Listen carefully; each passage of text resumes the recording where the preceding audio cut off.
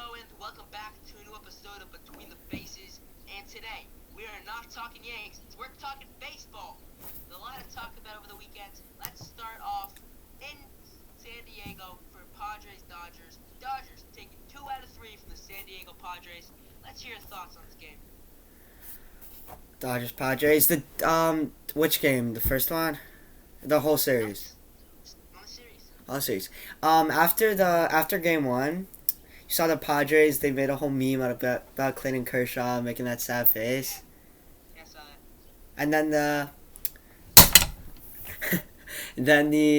then the Dodgers just won the next two. I think that's great for the Dodgers. You know, the Padres tried to make fun of one of the best pitchers of all time. Dodgers are like, can't do that. Yeah, no. What are your thoughts on it? I mean, the Dodgers are heating up. A little slow start to the season, but they're heating up. They're a fun team to watch. I think they're top 3 team in the league. Dodgers, Braves, and I think the Rays are top 3.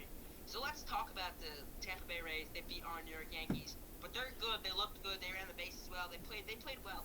I mean, they played well game 1. I think they won 4-3. They played well game 2 in the loss. That, by the way, game 2 was the first time they were ever winning in a game. I think they took the lead. It was the first time they ever scored first and lost the game. So props to the Yankees for winning that game. And then they took game off Garrett Cole. They were down 6-0, and they came back and won the game. But I mean, I was watching the game on Sunday. It seems fun to watch. I mean, Jose Siri never stopped running the bases. Jimmy Cordero never looked back, but he was on second on a ground ball right to the pitcher, and he just ran home. And I mean, Christian Bethancourt looks good. I mean, this lineup goes down 9 deep. I can't say anything bad about anyone in that lineup. It goes 9 deep. I can't say that about our Yankees lineup.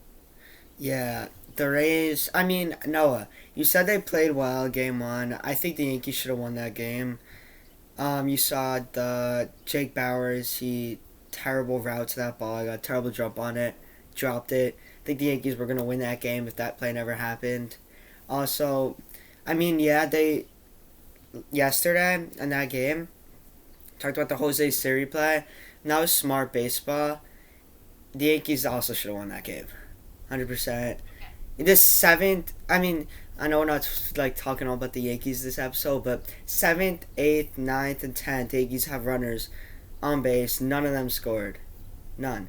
That was the Yankees' game to win. They lost it. I don't think that says that much about the Rays. It says more about the Yankees, the team they are.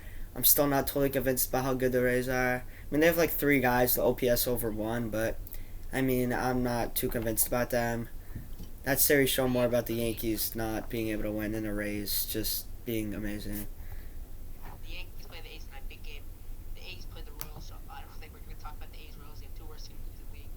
But the Pittsburgh Pirates had the best record in the NL coming into the game against the Tampa Bay Rays last Tuesday. And they got swept by the Rays, and this weekend they got swept by the Blue Jays. I'm still a Yankee fan, guys, just repping the Blue Jays. Father's Day hat. But the Blue Jays team is also pretty scary to watch. I mean, they got a game against the Yankees next week. The Yankees play the Rays and the Blue Jays, so I mean, they can be out of the division soon. But this is a scary AL East to watch. Masataka Yoshida's 16-game hit streak. We'll get to that later. But let's talk about the Blue Jays. Sweeping the Pittsburgh Pirates. Are the Pittsburgh Pirates for real? No, 100% not. I'm not convinced at all on them. I think I came out and said this earlier. I think give it to June 1st. I think these Pirates are not for real. Yeah, 100%. They're definitely not. It's just you look at the roster. It's just not a good team. They're not going to be as bad as they were last year. That's pretty hard to do. Maybe they'll come close to being 500. I don't see them having a winning record this year. Definitely not making a wild card spot. The team's just not good. I mean, your best hitter, who is it? Brian Reynolds. And then behind him, it's like nobody else. I mean, Andrew McCutchen, he's not the same guy. Got off to a good start. He's not MVP Andrew McCutchen. He's a totally different player now. The team's not. It's not a good baseball team. It's not. Don't get me wrong. It's not a terrible team. It's definitely not. They were able to beat bad teams. They're just not a playoff team. I mean, their ace is Mitch Keller. That's not. He's having a good year, but like, that's just not a great. Like, if he's your ace, he's not a guy that you could just count on. He's not a Garrett Cole.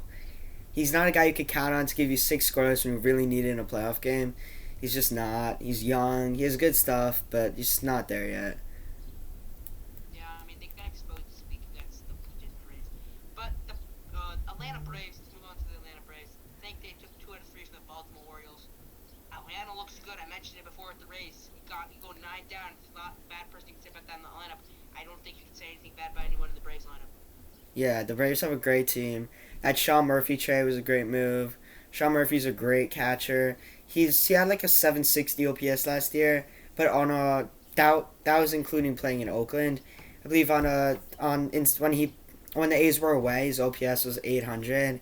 He's a great hitter, great fielder behind the plate. He's a complete player. That was a great trade. I mean, William Contreras was huge to our lineup last year, but that's all. He was just a hitter, couldn't field. Sean Murphy, he's a top 5 catcher in MLB.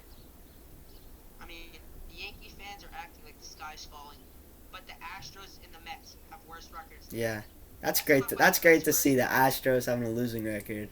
You'd love to see it. Let's talk about the Mets first. Oh my God, they lost 2 out of 3 to the Colorado Rockies. Bartolo Colon threw out the first pitch. It's the 7-year anniversary of his home run.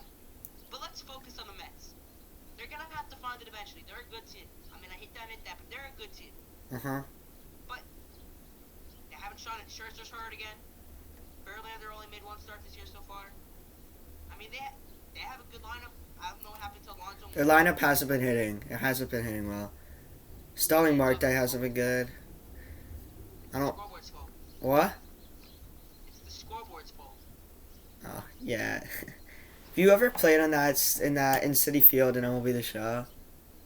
Yeah. It's crazy. MLB The Show. It's like some glitch or something. That thing is huge. It's the whole. It's like from right center to left center, just one big jumbotron. Yeah. Noah. Noah. Yeah. Lost you for a sec. Okay, so let's move on to the Astros. They play the Mariners. I think one of these games they're up by 5 runs in the 8th inning, and the Mariners scored 8 runs. The Mariners, they haven't been showing it so far, but I think they're finally coming around. And they're a good baseball team. I'm excited to watch them play. I mean, they made the playoffs last year. They weren't terrible last year. Jared Kelenick's been great for them this year. Looks like he might finally be becoming the player he was supposed to become.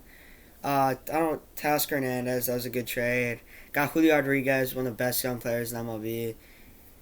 He looks amazing. Ty France, great, underrated player. Just got a solid all-around team. They're not winning a World Series this year, probably not next year either. They got an aggressive general manager, though. He will be willing to make moves. Makes a ton of trades. Your thoughts on them? Think they could be like a real contender this year? I do. I like their pitching staff. They got Castillo, Kirby, Logan Gilbert. They got a good pitching Also, staff. what was that prospect that the starting pitcher they recently called up? Oh, I don't know. Miller maybe? Yeah, Miller. He's disgusting. That fastball, that looks like the best fastball in all of baseball. Yeah. You see, it doesn't have any. It doesn't go down at all. It looks like a glitch. See, if releases hand, the next second it's in the glove. Exact same point, exact same level you release the ball at. It's a great pitch. That kid definitely has something. Okay, last series of the day. Red Sox, Phillies. Red Sox had an 8-game winning streak going into Sunday. They finally lost, but Masataka Yoshida. He's been great. 16-game hit streak, and don't forget Bryce Harper. He won. Home run of the year for Bryce. He won Player of the Week this week. Masataka Yoshida. Bro, Masataka Yoshida's gonna win Rookie of the Year. Yeah, that's what Ellie Foreman said. He's fun to watch. That's what Ellie Foreman said. He's fun to watch. He's fun to watch. Max You know- Mendes said it. He came on my podcast, No Sports. Go check it out on Spotify. But he said on my podcast, Max Mendes said that Masataka Yoshida is his favorite player to watch. And I can see why. I mean, the Ellie Foreman Sports Podcast, which is a great podcast. You guys should definitely check it out. He's a very smart guy. He said Masataka Yoshida's gonna win Rookie of the Year, and when Ellie Foreman says that, it's gonna happen. So, shout out to him for knowing that. Yeah, but let's talk about Bryce Harper playing in a cast. You saw Yeah. Besides his hat. Uh huh. Fastest recovery from Tommy John in history. And he just a home run on Saturday. It's Bryce Come on, man. Harper. It's Bryce Harper. What does he care? Torn UCL. Love Bryce Harper. I don't care. I I mean, love Bryce Harper. Aaron Hicks also, he rushed the recovery from his when he got Tommy John a few years back, and he's been terrible since. Hope the same thing doesn't happen to Bryce. I mean, he would be receiving death threats playing in Philly being that bad. I mean, Aaron Hicks is receiving death threats too. what? Aaron Hicks is receiving death threats too. Yeah. I mean, let's talk about Carlos Rodon. You see what's happening with him? Well, yeah, he's getting setbacks. I mean, yeah, chronic back issues. That is not something Yankee fans want to hear. I mean, you saw John Boy said that he's been seeing he unverified sources from the Yankees have said that you shouldn't be surprised if Rodon doesn't pitch this year. But then Ashley Rodon, Carlos Rodon's wife, responded to that tweet calling it's saying it's crazy. I mean, when Carlos Rodon's wife says he's probably gonna pitch this year, I mean, hopefully we can trust her. I really hope he could see him this year. If he doesn't, he could go down as like one of the most hated players Yankee history. I mean, he said before the season started this year that he wants to get booed. He likes the boos. He says that he shows the fans care. So the Yankees have better fans than the Giants. I mean, if this injury gets dragged out, doesn't pitch this year, I don't think he's gonna be liking those boos. Yeah, one final point here. In the Braves-Orioles series, I think we forgot to mention that Kevin Pillar had a home run in the bottom of the eighth on Saturday. Kevin Pillar, Jewish baseball player, good baseball player. Good to see him hitting homers again. Yeah. So I'm trying to catch the Yankee game in 30 minutes, so I think it's a wrap on the podcast. Yeah. See ya. See you guys.